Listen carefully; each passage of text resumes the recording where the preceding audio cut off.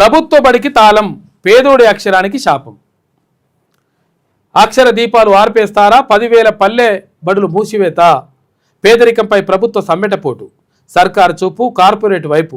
అధికారులను నియమించరు, బడిని బాగు చేయరు.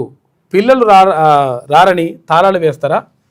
డిఈఓలు లేరు, ఎంఈఓలు లేరు. మొత్తం తెలంగాణ రాష్ట్రంలో ఎంఈఓలు ఎంతమంది ఉన్నారు అనుకుంటారు మీరు? 20 మంది లేరు. 20 మంది లేరు ఎంఈఓలు. అంతా కూడా ఏది ఇన్ఛార్జ్ ఎంఈఓలు పనిచేస్తున్నారు.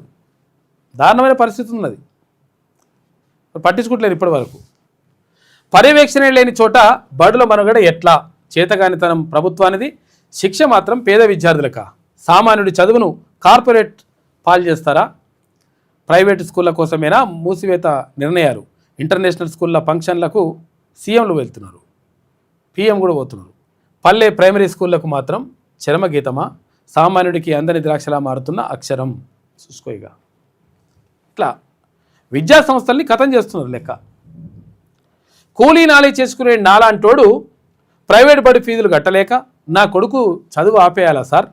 ఊర్లో ఉన్న సర్కారు బడిని మూసేస్తే నా బిడ్డకు అక్షరం ముక్క నేర్పేదెవరు?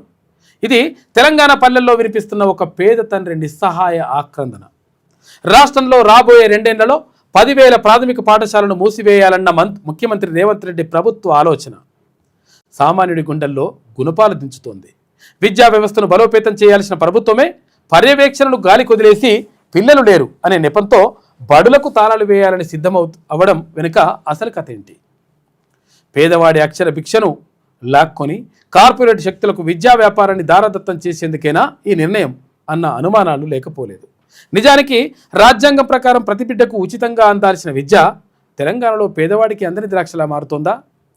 ఒకవైపు కార్పొరేట్ ఇంటర్నేషనల్ స్కూళ్ల వేడుకలకు పాలకులు స్వయంగా హాజరవుతుంటే, మరోవైపు పల్లెల్లోని అక్షర దీపాలను ఆర్పేందుకు విద్యా మౌలిక సర్క్యులర్లను జారీ చేస్తోంది. స్కూళ్ళు మూసేస్తామని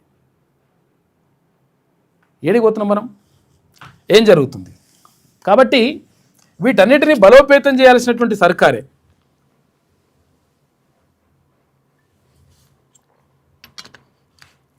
ప్రభుత్వ బడులను కాపాడాల్సిన సర్కారే వీటిని కథం చేస్తే మరి ఎట్లా? అందుకని మన వర్గాల నుంచి ప్రభుత్వాలు రావాలని చెప్పేసి కోరుతా ఉన్నారు పబ్లిక్. అందుకనే